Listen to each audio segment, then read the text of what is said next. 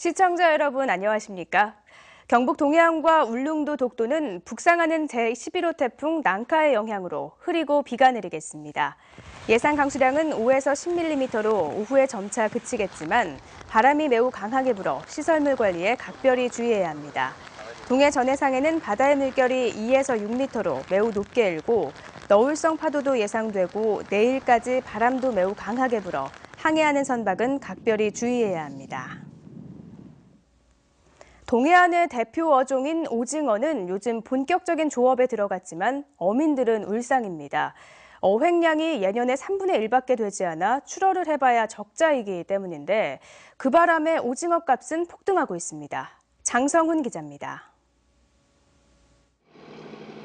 동해안 최대 오징어 산지인 포항 구룡포항. 밤샘 조업을 마친 오징어 배들이 새벽 안개를 헤치고 들어옵니다.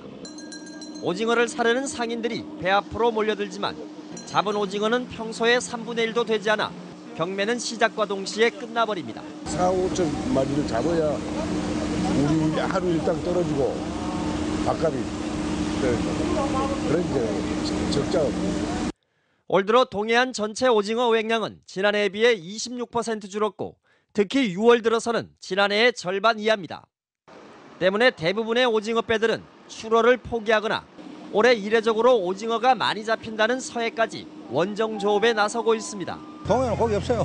지금쯤 되면 좀 나야 되는데 동해 배가 없어요. 이 동네 그 많은 배들 전부 다 진도 갚고 오늘 또 일부 다 갚으면 이제 배 없을 거예요.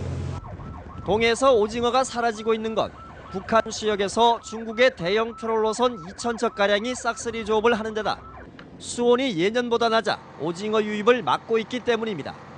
이렇다 보니 요즘 오징어 값은 천정부지로 치솟아 서민 생선이란 말을 무색해하고 있습니다. 산 오징어 한 마리의 수협 위판 가격은 4,000원 선, 예년에 비해 두세 배 뛰었고 냉동 냉장 오징어 값도 20% 올랐습니다. 너무 비싸니까 소비자들도 사 먹기도 힘들고 파는 사람도 많이 애로서 많습니다.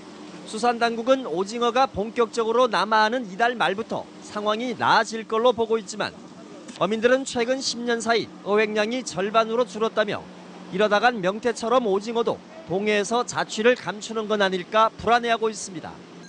MBC 뉴스 장성훈입니다. 대구의 메르스 관리 대상자가 48일 만인 어제 제로가 됐습니다. 사실상 메르스 사태가 일단락된 셈이지만 적지 않은 시사점을 남겼습니다. 금교신 기자가 취재했습니다. 지난 5월 30일 대구에서 30대 여성 2명이 처음으로 메르스 의심 증세로 격리됐을 때만 해도 위기감은 그리 크지 않았습니다. 그러나 6월 16일 남구청 공무원 김모 씨가 확진 환자로 판명된 뒤 상황은 급변했습니다. 정부는 김 씨의 서울 삼성병원 방문 사실을 놓쳤고 김 씨 누나가 확진 판정이 났는데도 방역 시스템은 작동하지 않았습니다. 질병관리본부에서는 그 누나인 사람의 밀접 접촉 대상자들에 대해를 파악하게 되고 이것을 지방으로 통보하게 돼 있습니다. 통보를 못 받았습니다. 이런 혼란은 정부 발표에 불신을 가중시켜 지역 SNS와 인터넷에는 출처를 알 수 없는 괴담들이 본물을 이뤘고 대구시는 확진자가 다녔던 모든 곳을 공개해 논란을 낳기도 했습니다. 관리 대상자가 연인원 800명이 넘어서고 호흡기 질환이 갖는 엄청난 전파력에 지역의 공공의료 체계가 턱없이 부족하다는 점도 절감해야 했습니다.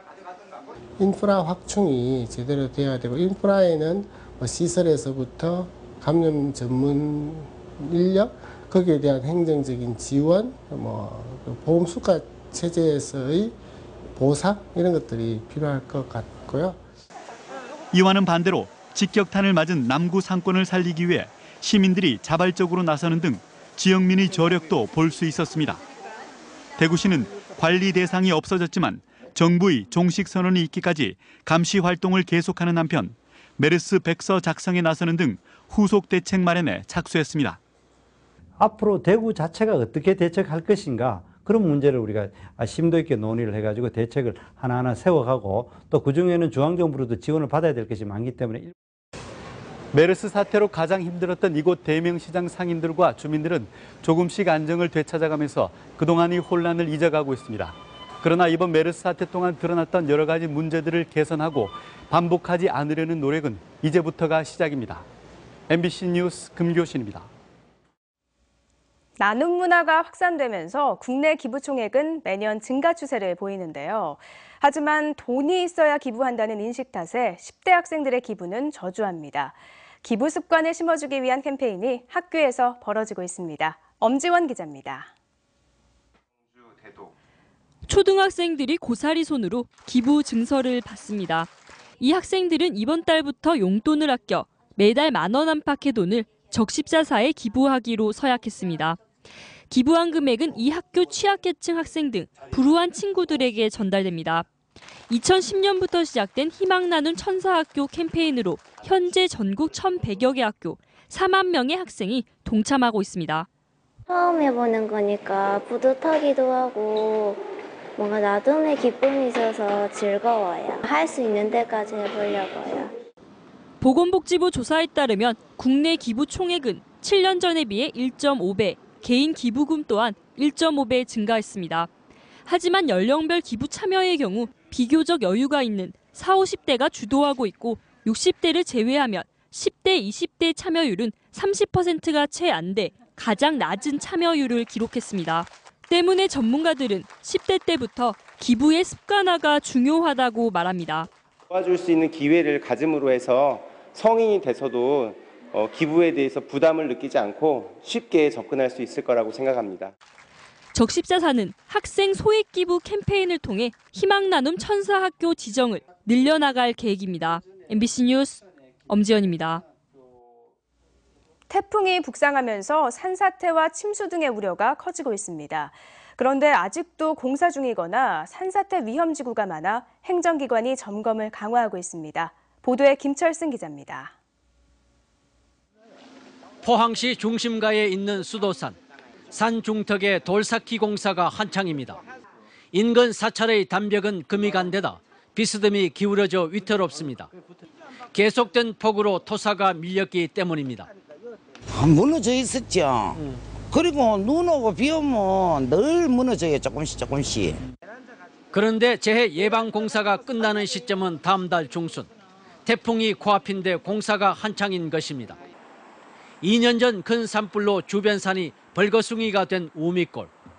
산과 주택의 거리가 채 1m도 안 되고 흙돌이 무너져 담벽까지 위태롭습니다. 더욱이 산불로 민둥산이 되다 보니 빗물이 바로 쏟아져 내릴 수밖에 없습니다. 3년 전 태풍 산바로 인근 지역이 침수된 이곳도 빗물 펌프장 공사가 진행 중입니다. 오는 2017년 완공으로 완공 전까지 큰 비에는 취약할 수밖에 없습니다. 포항시 내 빗물 펌프장은 모두 15곳, 죽도 펌프장 등 2곳은 국민안전처가 권고한 시우량 50mm의 비, 즉 50년 빈도에 대비할 수 있으나 나머지 13곳은 30년 빈도에 대비하도록 설계되어 있습니다.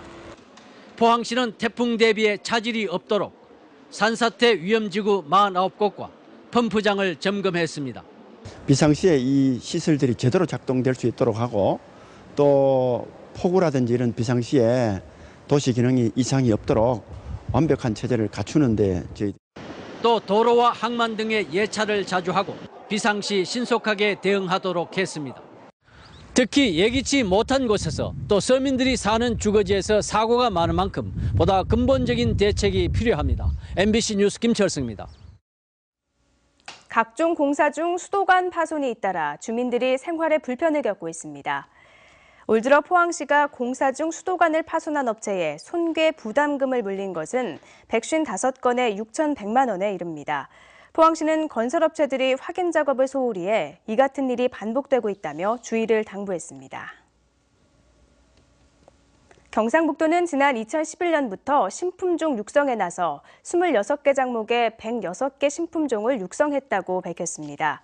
작목별로는 복숭아와 감 등 과수와 옥수수, 콩 등 식량작물과 작물이 각각 10개 품종이고 딸기, 토마토 등 채소 작물이 23개 품종 등입니다.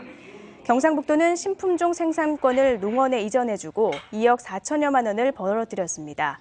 특히 산타 딸기는 스페인 종묘 회사에 중국과 일본 판매권을 주고 판매액의 5%를 로얄티로 받기로 했습니다. 대학생들의 창업을 위해 창업휴학제와 창업강좌를 도입하는 대학이 늘고 있습니다. 대구 경북지방 중소기업청에 따르면 창업휴학제를 도입하는 대학은 지난 2012년 한 곳에서 올해는 25곳으로 늘었고 이 제도를 이용한 대학생도 2012년 1명에서 올 상반기까지 누적 인원이 30명으로 늘었습니다. 창업강좌도 2012년 138개에서 올해 283개로 105% 늘었고 수강 인원도 올해 15,500여 명으로 2012년 6,200여 명보다 148% 증가했습니다. 법령에 근거가 있어야 주민번호를 수집하도록 개정된 개인정보보호법이 시행된 지 1년이 다 돼가지만 여전히 조례나 규칙에 근거해 주민등록번호를 수집하는 지자체가 많은 것으로 나타났습니다.